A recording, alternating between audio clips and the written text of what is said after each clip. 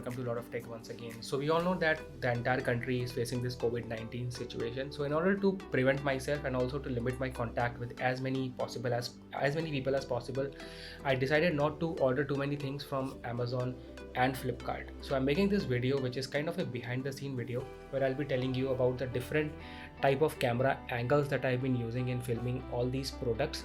So if you're someone who is into product photography or videography, then you can take some tips and inspiration from this video. I'll believe that these will be definitely helpful in some way or the other. So let's begin with the video. So this is our shot number 1, where it looks like the camera is rotating as well as it's zooming out at the same time. The effect is very powerful and can be done with a gimbal, but even if you don't have a gimbal and you do it properly, then also you can get almost the same effect. So I'll use this example from my last video, which was about the Blonde BL03. So I actually used a straw in that video and I balanced these IEMs on that particular straw. Apart from that, I wanted to add some sort of a blue tint to the video, so I brought in my Wi-Fi bulb and set it to blue color, so to give it a little bit of blue vibe. And then I'm actually setting the camera directly above those IEMs so that the straw is not visible and it seems like the IEMs are floating in the air.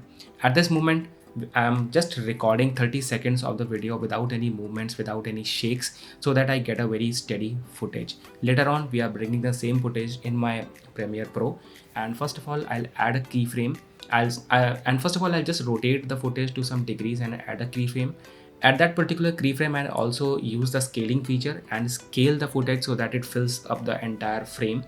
Then we will move couple of frames ahead or whatever particular time you want, and then we'll add another keyframe and we'll rotate the footage back to 0 degrees and we will add a scale back to 100 degrees. So this will give a very sort of a smooth effect that you just saw in the beginning. The next we have is a shot number 2, where the camera is slightly zooming in on the product. I wanted to keep this shot very clean and very minimalistic, so I filmed this on a white surface along with a gray background and some sort of lights that are coming in from one direction. Apart from that, this shot could have been more pleasing to watch if it was taken on a motorized slider, but even if you don't have a slider, you can still use your gimbal to get this effect. As you already know that I'm using my desk for filming as well as editing, so I'll move my microphone arm along with the monitor to the one side. If you're interested in getting the monitor arm along with the microphone arm, I'll link both in the description below. If you remember, last year I have modified my PC and I have made the front part of my PC with this white colored glossy sheet which I got from Amazon. So I'll be using this particular sheet as the surface for filming the video, and for the background I'll be using a gray surface, which is actually a sheet of mica on which I have pasted a vinyl wrap. So I'll lay this sheet flat on the table and on this I'll keep my IEMs. I'll bring in my Wi-Fi light from one side in red color to give some sort of a red vibe to the video, and then I'll start filming from my camera. Make sure that when you are filming these kind of shots, you have to start from the end frame and then later on you can zoom in or zoom out of the video depending upon what you are looking for. So as you can see that I'm actually starting from the end frame, which is like very close to these IEMs, and then slowly I'm moving back. If you're interested in looking for the movement of the tripod, so the front 2 legs are actually steady and locked, and I'm keeping the rear leg in unlock position so that I can move the camera freely front and back. Next we have our shot number 3, where the camera is focused on the product and it's also moving at a continuous pace in a circular motion. This is one of my favorite shot and also one of the difficult one. It is difficult because you have to move the camera at a continuous speed in a circular motion while keeping your focus on the product. Now, if you have any fancy equipment like a motorized slider, then this shot is very easy.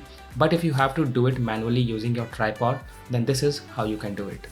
So for these shots, first of all, you have to remove your tripod from the floor and clean your floor as much as you can. Then just get a bed sheet or any paper or any sheet of plastic that you have in your home. What has worked best for me are these waterproof sheets that we usually put under the bed if you have kids. So I'm using these particular sheets. I'm keeping my tripod on that, and this is how we can move your tripod in circular motion. Whenever you are making those motions, make sure that you take long shots and also keep your tripod in a steady condition and move it at a continuous pace. And this is what makes these shots one of the most difficult one. This is the another angle that you're looking at. The tripod is moving very flawlessly, very fluently, and this shot won't be possible if you don't use any sheet of bed sheet or anything on the floor. So That's how we do it. Then we have our shot number 4 where the earphones are hanging in the air. We have a bulb glowing in the background and I'm matching the color of the bulb with the color of the paint on my wall. So you can use some of these techniques to give a very good vibe to your video. So as you can see that the shot was very steady, and also this is a kind of bottom to top angle shot. I'm hanging the earphones on the tube light, which is the only source of light that I use, and you have to make sure that any sort of fan in your room is not on because it will give some sort of motion or movement to the earphone. So the earphone should be as steady as possible. The next thing you have to keep in mind is that you have to adjust the brightness of the bulb. Make sure that it is not too bright, otherwise you will not get a good color. And also you need to adjust the exposure on the camera because a lot of light is directly flowing in the camera directly, so you need to adjust that exposure as well. The clip that you saw in the beginning was actually from my previous project, and this is a kind of a tutorial, so I'll just show you that how I did it. So you have to just adjust the camera, make sure the earphones are in between and the source of light is completely behind, all of them in the same line. Just move the camera as we did in the previous shot and you will get a very good footage, or you can say very good angle if you want to film like this. And finally we have our last clip, which is this shot number 5, and this shot is not about the angle of the camera, but it's all about the surface on which you are filming your video or any of the product. So first of all, initially I used to film on this gray colored table, but recently I've got these backdrops from Amazon. Now these backdrops are actually printed on both sides, and I got 2 sheets of this backdrop, so I totally have 4 kind of, you can say, surfaces on which I can film. These backdrops are available on Amazon, but these are slightly on an expensive side. Just for 2 pieces of this sheet you have to spend somewhere around 600 to 800 rupees. But I believe that even if you are into some sort of semi-professional video filming or photography, then definitely you should get some of these. Apart from that, I have also got this desk mat from Amazon. This one is from a company called Carter, and it is also a dual colored one. So in total, it's good that you have as many surfaces as possible so that your videos don't appear to be boring to your audiences.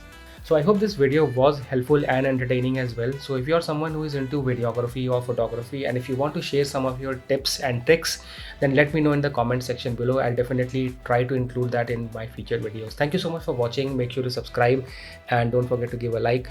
Take care.